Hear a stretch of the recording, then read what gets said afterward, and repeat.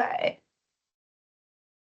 as mentioned earlier, my name's Lily, and I work alongside Shivani Soni, who couldn't make it today, as well as Dr. Williams, and we do the Optune support group as well as the WhatsApp group, and we do open sessions for patients who are keen to use Optune but want to hear a bit more about it.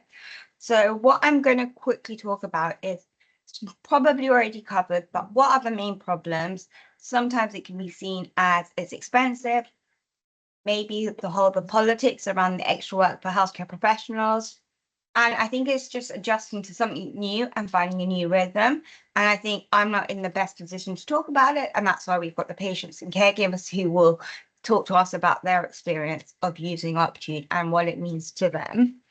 But what are the main implications? So it's not without its day-to-day challenges, but it doesn't mean it's not possible.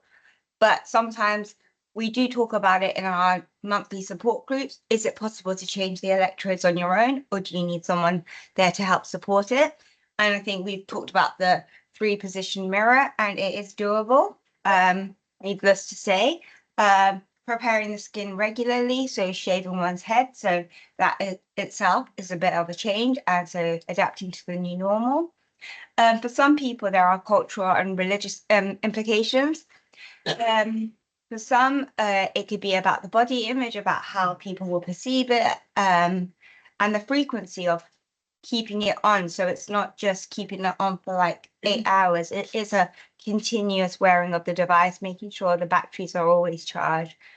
Will it impact your normal day-to-day, getting ready, dressing, the lying down in bed? How do I put all the electrodes?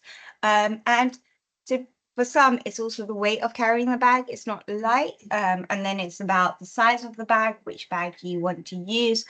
Can the electrodes stay on the head properly? And then for some, it's about how do you talk to your child about it, and the possibility of the stigma that could be associated with it.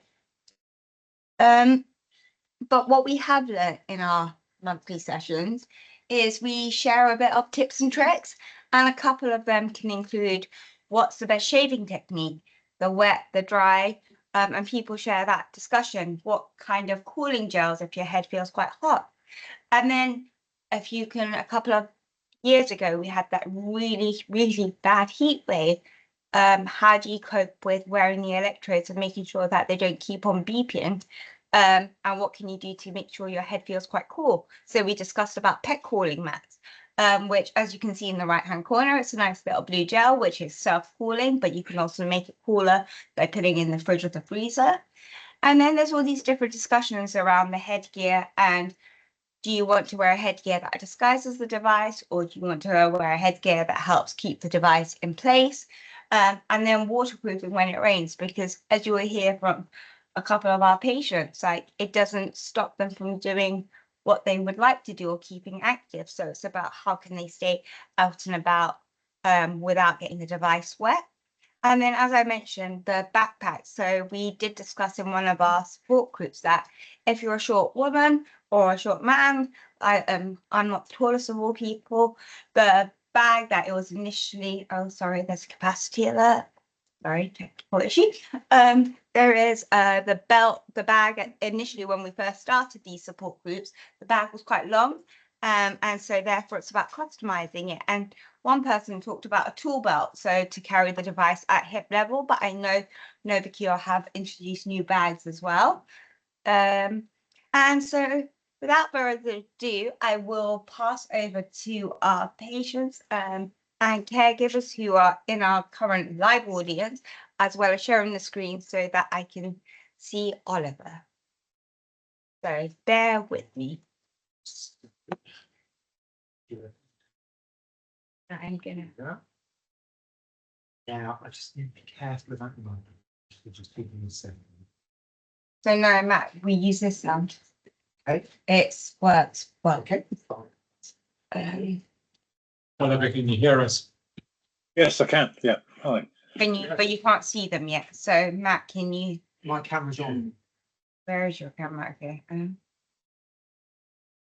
Oh, there we are. Add spotlight. So brilliant. So Matt, me and you can stand here and ask our questions here so we can facilitate. Oh, look. Wait, I'm just learning about technology. I can have 3 people. So the 3 of us should be now spotlighted. So Matt, come here. Yeah, so I'm gonna start with I'm going to start with you, Oliver. If you could just introduce yourself, tell us a bit about you. Then I'll move over to Grant and then Susan and Martin in that order. And then we will open up to if anyone has questions. So over to you, Oliver, first. Okay, thanks, Sally. Hello, everyone. My name is Oliver Gillespie. I was diagnosed with a glioblastoma at the end of 2021. And I had my operation in January 2022. And then I actually got an infection. So I had a second operation in February, March 2022. So this was mentioned earlier. I think Dr. Williams mentioned it earlier, but I have the bone flap missing. So I'm proof that you can use Optune without a bone flap. Anyway, yeah, so I have my, just on the right of my head here, and I have to be very careful with that. So I started using Optune in about June 2022. So I've been on it for 2.5 years now. Yeah, did you want me to go into any sort of... No, that's brilliant, and we'll come back to you, Oliver. So thank you. So over to you, Grant. Yep. So I'm Grant Sturbot. I'm roughly the same generation as Oliver. So I was diagnosed in January 22. Operation in February 22. I was very lucky. Very successful surgery, open surgery, which I'd recommend to anybody, by the way. And I was reasonably adapted well to radiotherapy, chemo, and I went on to Optune also late June 2022. Susan. Hi, I'm Sue. I was diagnosed July 23 with an inoperable GVM grade 4. I'm on no other treatment, and I went on to Optune January 24.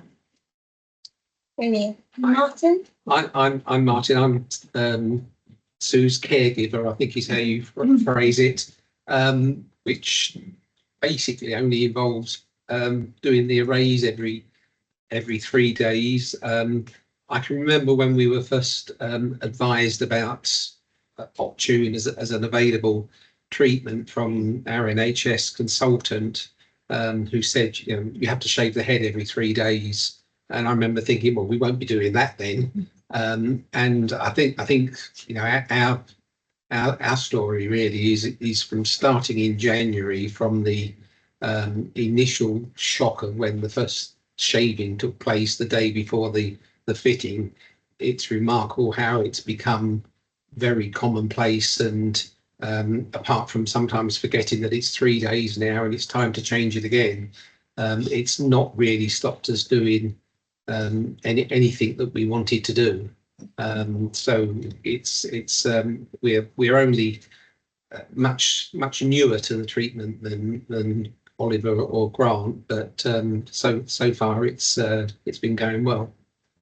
And then me, I'm just going to go to you, Sue and Martin, at the beginning. So from your point of view, Sue, being a female, going on Optune, needing to shave your whole hair ahead, and how was that experience for you, as well as you, Martin? I think for someone out there who is thinking about going on to Optune, I think being prepared is what I would say. And I made sure that I had all my little hats so that when I'm going out, and also I went and bought a wig, and just that odd occasion where you want to, it's special and you don't want to be wearing all your Optune. I think for me it'd be prepare, but it wasn't too bad because I built up to it that it was going to come off. So Thank you. Martin? Yes, I mean, I think it was a shock the first day when she came into the room without the hair, but it's surprising how quickly you get used to it. And Sue shaves her own head with the razor or the shaver that Optune provides. The upgraded one recently is very good. I then give it a quick once over to see if there's anything that I think that's been missed. And then you go off and have your shower and put a cream on, and then it's time for me to strip off the arrays and put them in. Yeah. Thank you. But on that note, so I fully accept the cultural meaning of hair is different for men and women, and we fully accept that. But I am interested. I mean, Grant, what was it like when you first shaved your head? I think the same issue, being prepared was quite helpful. It wasn't brilliant, I have to say, mainly because I have a fairly thick head of hair, and one of the problems I have is hair regrowth continuously. But you know, in the grand scheme of what you're dealing with, you kind of go, "This is what's happening, and it needs to happen." I think it was very traumatic for particularly my wife, and my daughter actually was there that day as well. But the Turkish barber had a wonderful time. Still reads me today. Sorry, Sue. Yeah, so I found Macmillan a great support. They sort of gave me my first little beanies to get me going. And also, I don't know whether this is every hospital, but my particular hospital gave me a prescription. I had to pay Probably, yeah. for the wig, so I had to pay for the prescription. Then I was able to go to the shop and purchase a wig for a certain amount. I want to come back to that because I actually think it's a really. But Oliver, what was your experience about shaving your head? Yeah, my experience, I do not have a thick head of hair. I did once, but that was when I was about 20. So yeah, so it was a lot easier for me, I think. I do, yeah, I have my head, I have my hair quite short anyway because I don't have much on top. So yeah, that was fine. But I do have, as you can probably see from my skin is quite fair and quite weak, I think. So I have had some skin issues. And what Dr. Barisevich just talked about was very, very relevant to me, using those creams. And I think you referred to it, Dr. Williams, as a, you know, where the flap's missing, there's a sort of corner now on my head, which obviously rubs and you know. That's what I think. Question in relation to the skin irritation, Oliver. So at that moment when you got the skin irritation, how long had you been on Optune? And then did you have to stop using the Optune in order for the skin irritation to heal? And what was that implication when you did first face that skin irritation?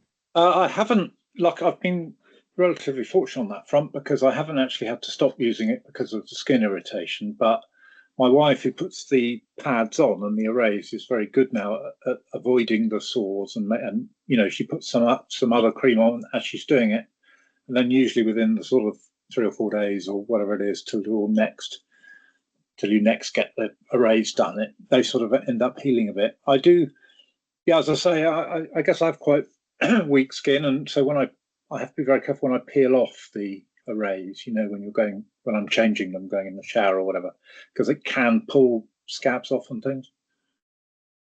And just on a similar note, Sue or Grant, have you had much in the way of skin problems? No, I've been fine. Yeah, I always use Clinisect. I've got my little routine, Clinisect, before I put all the creams on. Is that the spray that Dr. Barisevich mentioned, Sue? Yeah. Yes. Okay. Thank you. And Grant? I have sporadic sores occasionally. I mean, literally few and far between, but my skin is getting very, very thin. Is it? 2.5 years stripping. Yeah. It's not brilliant. You coming in? And I guess the trade-off is high utilization. So I try and achieve some 93% odd usage And then occasionally you have to surgically adjust the arrays to allow the skin time but I think it's a process, continual process. So having that skin session was very important, even though I don't have a specific. Oh, sorry, Oliver. Something struck me then. Actually, I have a scan every 2 months, I think, at the moment, and obviously for my MRI scan, I have to be clear on the head. So we tend to try and do things around that, and that also gives me a day off, as it were, gives my head a day off the Optunes, and I find that helps quite a bit. Well, four of you did mention about the time to needing to process and to slowly adapt to this Optune device.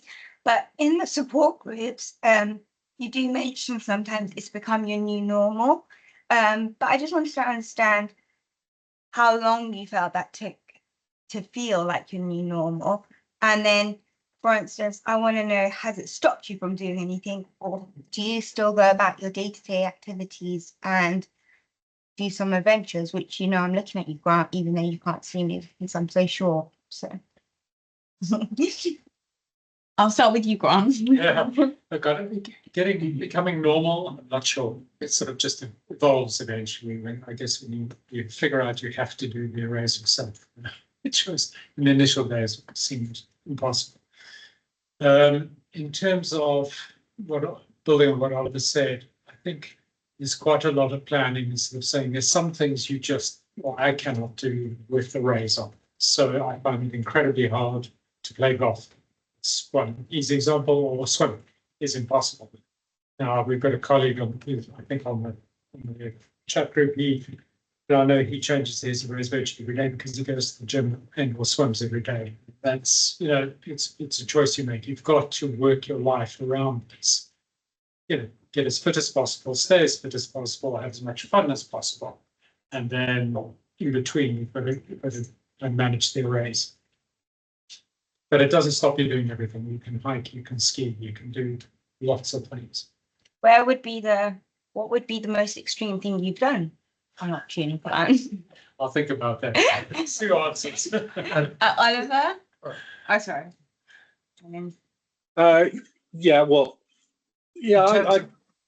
say the same thing, really. I haven't found it's restricted me too much. I mean, one of the things that I thought about before this Optune day was sort of things that surprised me as being better than I thought they might be. And actually, I came up with 2 or 3. One is it was surprisingly easy for me, anyway, to sleep with it. So I have it on overnight to get my utilization up to sort of 96 or something.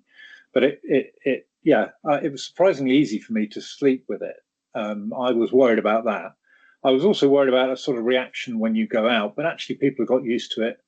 And as Grant said, you wear a hat or wear a beanie or wear a cap or something, and it actually covers up most of it. And then anyway, you've got this sort of string going in your back. So but when I first had it, I was a bit more probably self-conscious about going out and about, but now I think you go most places. It stops you doing things where it will get wet or too hot. So I haven't played squash for a while, but with no bone flat, that wouldn't be a very good idea anyway, would it? So. And Sue? I think I've carried on doing everything as normal, housework. I mean, there are some things I can't, perhaps heavy hoovering, and some things I have to wait until it's off. Like on cleaning bathrooms, not water, so I wait until I've got my changeover day. But pretty much everything I can do. I have used the Hoover, I have to say, as part of my caregiving. Yeah, I mean, we as son got married in Italy in August, and building up to that was sort of a big thing for us. We eventually went by train. We had a 3 a 3-week trip around Italy and Switzerland on the train, with me carrying 2 large suitcases, Sue carrying the Optune suitcase with the battery recharging pack and the spare machine and the overnight mains unit, and we cope with that fine.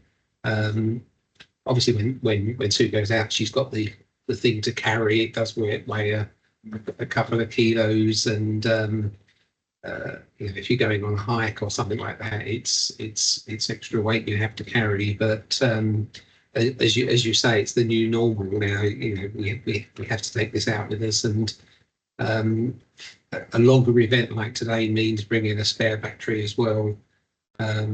It's just a little bit more planning in terms of going out than perhaps it was before. But very manageable.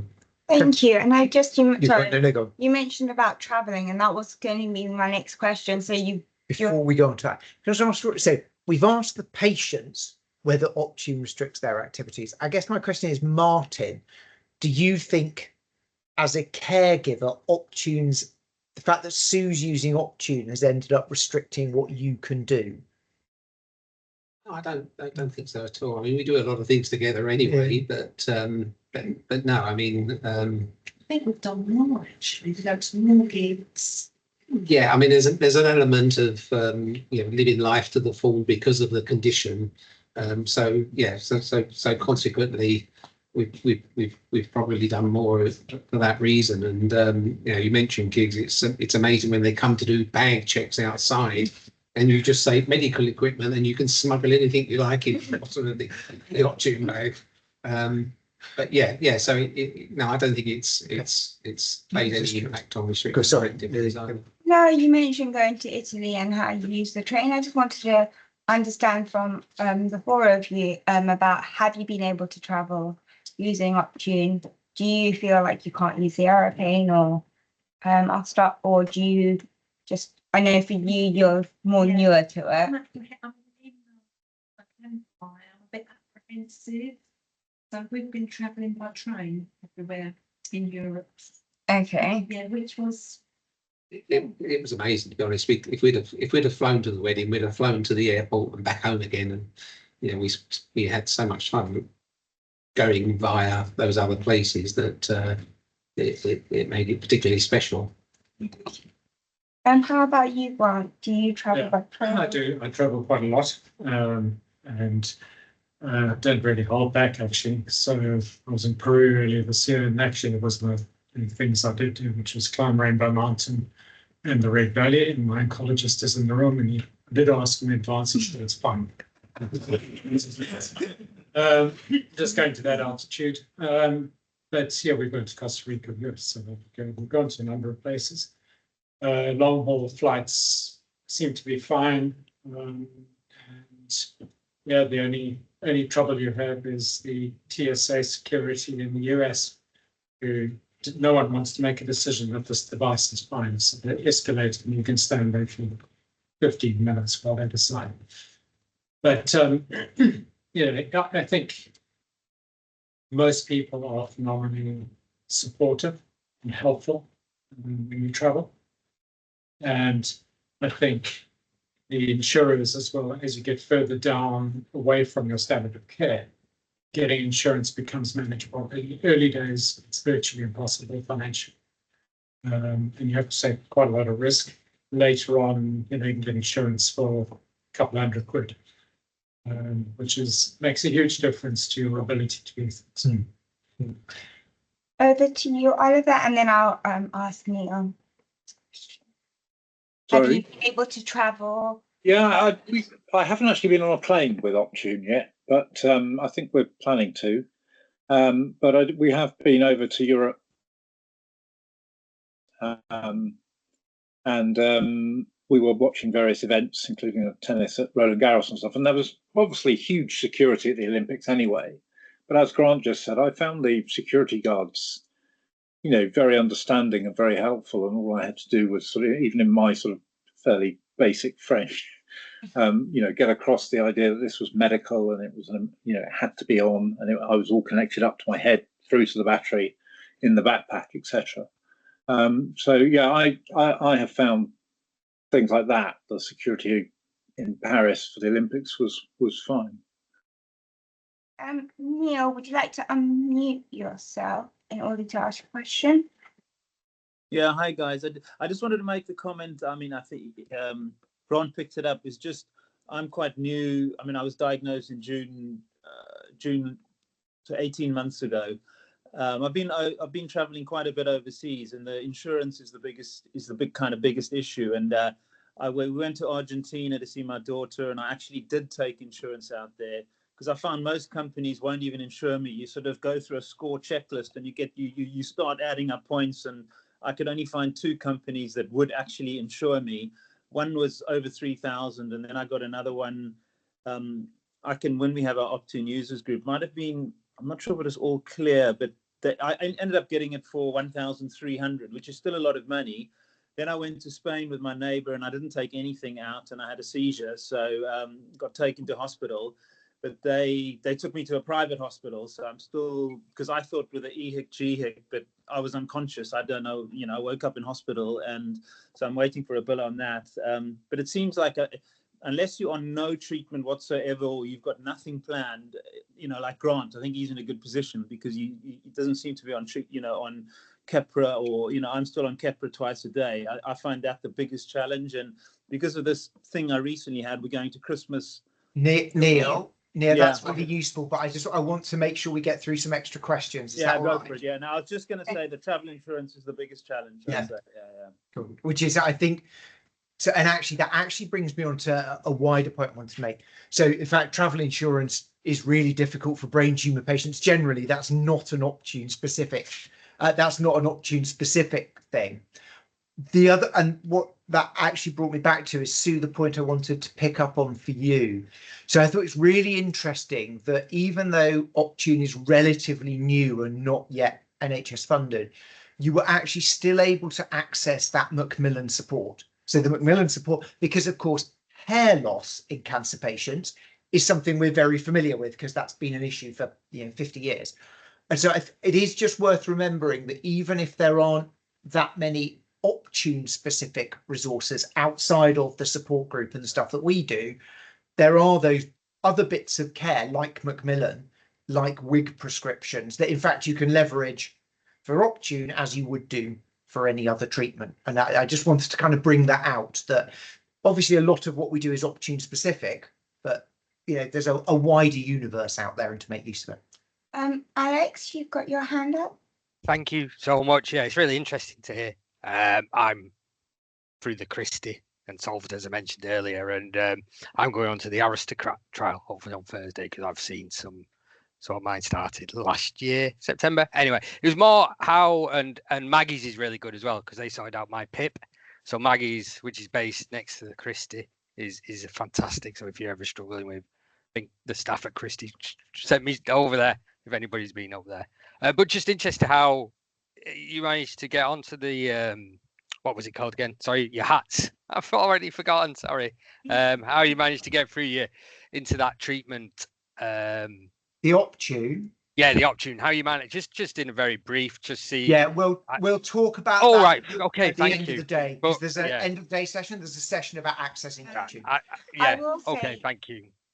I think that brings me on to my next question. So, if I were to take you back to the day one of you starting Optune, what would you have told your former self of what you would have liked to know about Optune? Yeah. So I will start with Martin and then go that way because let's go backwards. Well, I think one of the things we did actually attend this session last year on Zoom, which was about 6-7 weeks before we went on to Optune. So that's the first thing. I think we picked up a lot of information from that. I think the night times we thought was going to be more difficult than they were.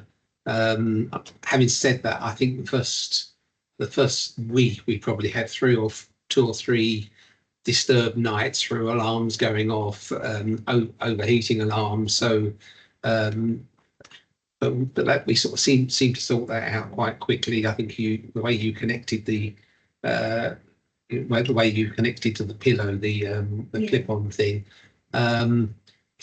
I think really, the only thing I would say to me then is, persevere, and it'll become much easier because it has. Okay. How about you, Sue?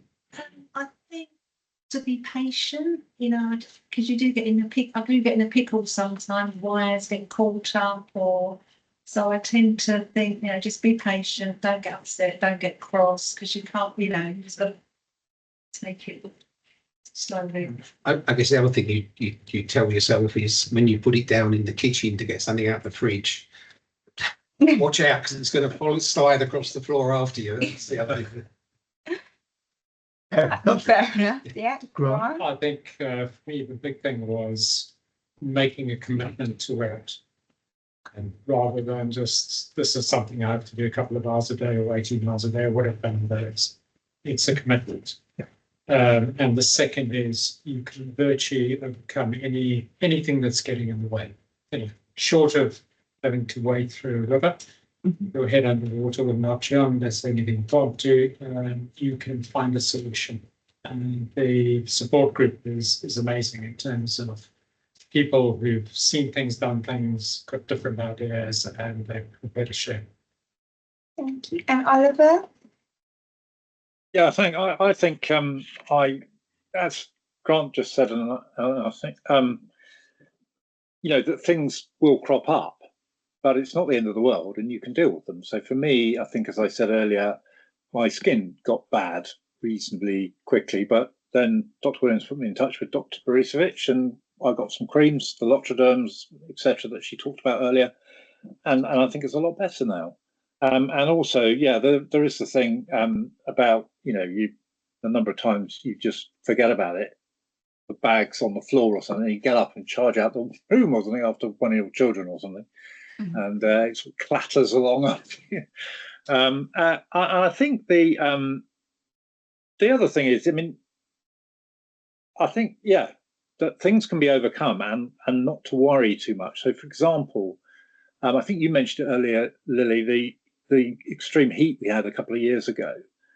It was a bit uncomfortable then, and also kept getting alarms, and at night and during the day, the heat alarms. But I do think that the resources, as Grant said, are good. The support group's good, but also the people that come and see you every month or every 2 months. So Musa comes to me. I've also met Sue from the team, and they've been absolutely brilliant. And they're really good at ordering new stuff when you need it. So when your batteries start wearing out or not really working properly, they'll order you new batteries.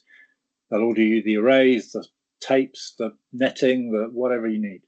And they're really, really, I find them, they're really on it. If you ask them for something, it tends to turn up in a week.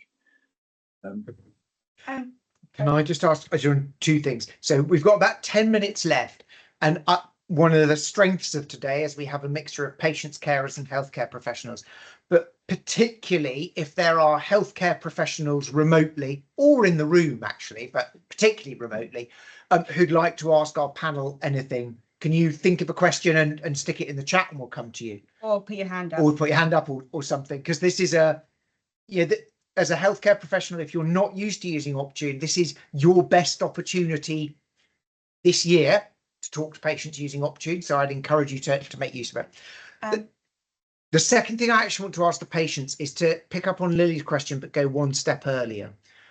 So I'm really interested in how you got to Optune, because we know it's not always that easy. I'll go back in the reverse order. Okay. So, Oliver, I know in the end I ended up prescribing you Optune, but what I'm interested in is that bit before that. So when your local oncologist talked to you about it, can you just talk about that briefly? Yeah, sure. How did I get to know about Optune? My brother-in-law, my sister's husband, he's a research person up in Glasgow, and for some reason he knew about lots of these things, and we got on to and he got me involved in the not the user group, but the one for potential use, one after it. And and then after that it was, I talked to my oncologist at the time, and then it was really just a case of, we want to try everything we can, don't we? Because it's a desperate situation. So. What did your oncologist at the time say about Optune? She was she wasn't that positive, actually. She was quite negative in terms of it was a hassle and that it was, you won't get your insurance company to pay for it. And, you won't be able to go into Waitrose and buy a pint of milk or something because you've got all these things across your head. But okay, that's really interesting. Grant. I have two friends, one in the States and one in Israel. Both approached me and said, have you seen this thing called Optune? And then my oncologist was very receptive to helping me sort it out, and particularly get through the landmine of private medical. Yeah. Okay. As was our consultant, we just asked her, what else is there we could try, and she gave us all the different possibilities that we could go for, and you were one of them. Okay. And what did that oncologist say about Optune at that point?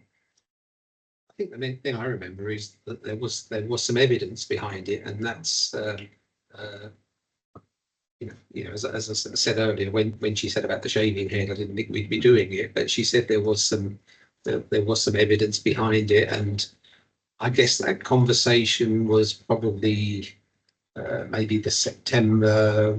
We finished radiotherapy at the end of September, and I think then at some point we then had a conversation with the insurers about it, which led to us starting in January. Cool. Yeah, Faye, you've got your hands up, and then Gerben.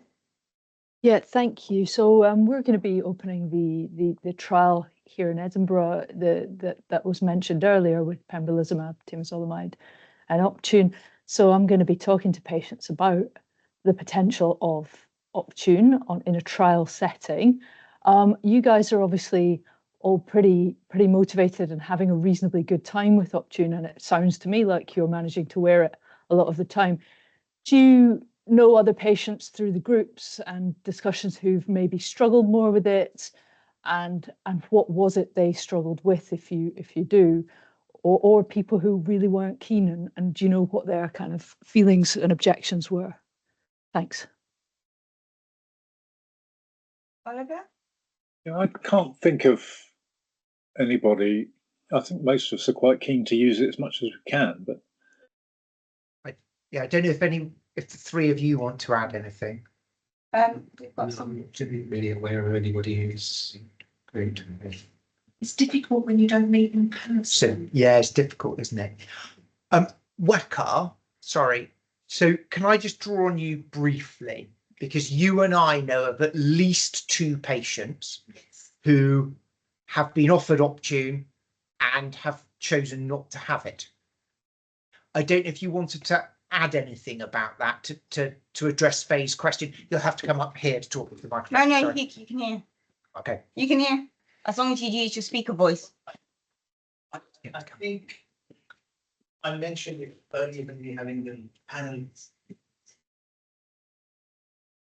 Speakers there. Nice there. Okay. I mentioned it earlier when we were having the panel discussion.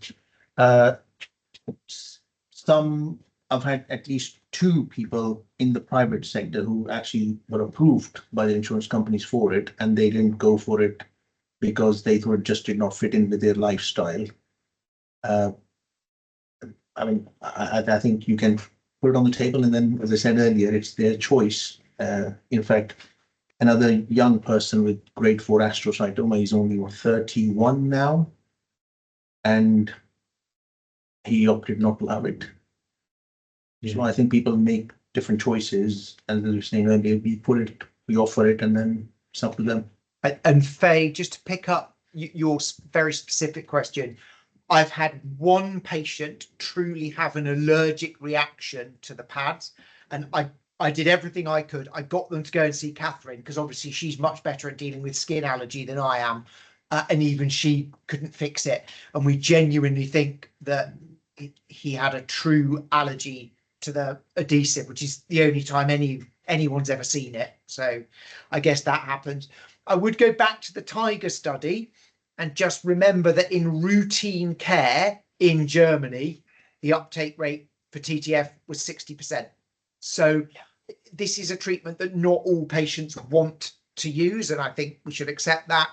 My slight reflection is when I was a house officer, you used to diagnose people with cancer and people would straight up say, I don't want chemotherapy. And I remember literally people's first answers were, I don't want to have chemotherapy. And that was based on a lay perception of what chemotherapy was like. And over the last, been a long time since I was a house officer, over the last 20 something years, there are still some people who say that, but actually that's changed because the community view of chemotherapies change. And I think that will happen with Optune over 20 or 30 years. Sure. And one of the things, Matt, I guess, is when someone now says to us up front, I don't want chemotherapy, we have a wealth of experience to draw upon to talk to them about what people's experiences of chemotherapy are. I'll be in a slightly different situation. So, Faye, so practically we offer a monthly support group, which means for patients, but we also offer an open group that they can come to. I'm just aware that I've got exactly, and I had Gerben. Go to Gerben. Yeah, I have the exact same question as Faye. So thanks. Okay, and then we've got Steph, and then I've got one more question for the panelists. And then we've got okay, and John. Okay, Steffi, do you want to ask your question quickly? Steph.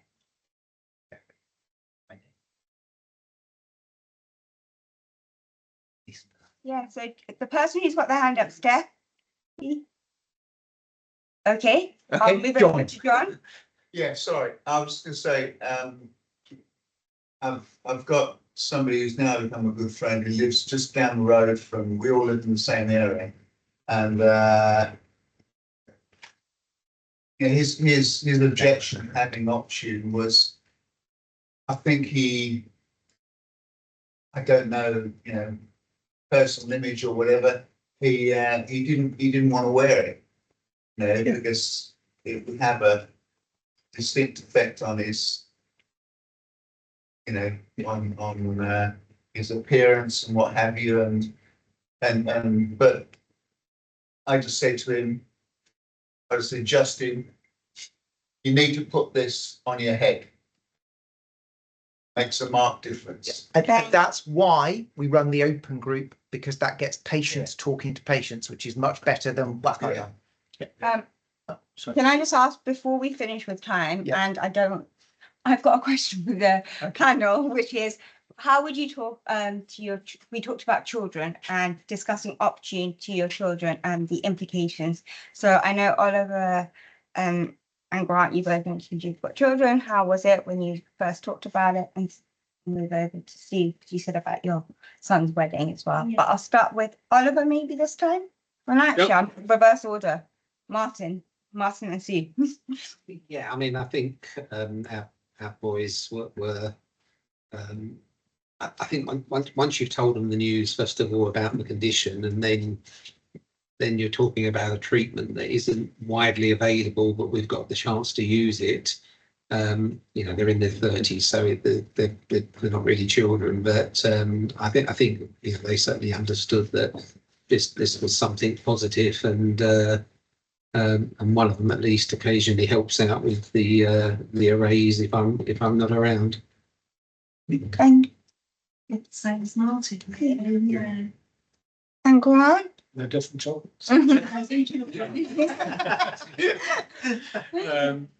mine were in the 20s. I think by the time we got around to Optune, they were heavily engaged in finding solutions, having gone through trauma of diagnosis, etc. And actually, I got them involved in changing arrays immediately, so at least I've had backup and they can feel a little bit more part of it. Okay. Yeah, and then yeah, my kids were 11 and the boys were 7 when I got sort of diagnosed and stuff. But the big thing really was when I first went in and had the operation, as I said earlier, I got infected, so the bone flap had to come off, and then I had to wear a sort of protective hat anyway on my head. So I think the change from that to Optune was not a massive thing. But they, I mean, kids always ask questions, and we were my wife and I were quite open with them, talking about what it means and what it was doing. About, you know, when you talk about firing electrodes across your head, they like that sort of thing. So I don't know if there's a difference between how the girls react to how boys react. I mean, the boys have been quite sort of Yeah. taking it in their stride, really. Whether that's a thing, I don't know. okay. Thank you. Just one quick. Can I just add one quick thing? Sorry, it's Duncan. Sorry, just very quickly on the kids point. Sorry, we've been dialing in and out. But basically, my kids were apprehensive before. They felt being with me with it on, and they felt sensitively. My kids are from 14 down to 9, and they've become much more used to it now, as indeed have I. So I initially definitely some uncertainty and sort of feeling a bit like, you know, you stand out a bit, which teenagers particularly don't like. But after a period of time, they got used to it, and I can take it off if there's a particularly sensitive time, but basically they're okay. Sorry, Brilliant. No, thank you, and thank you to the panelists. If you've got any final remarks before I close this session. Oh, we've got one last hand up in the room.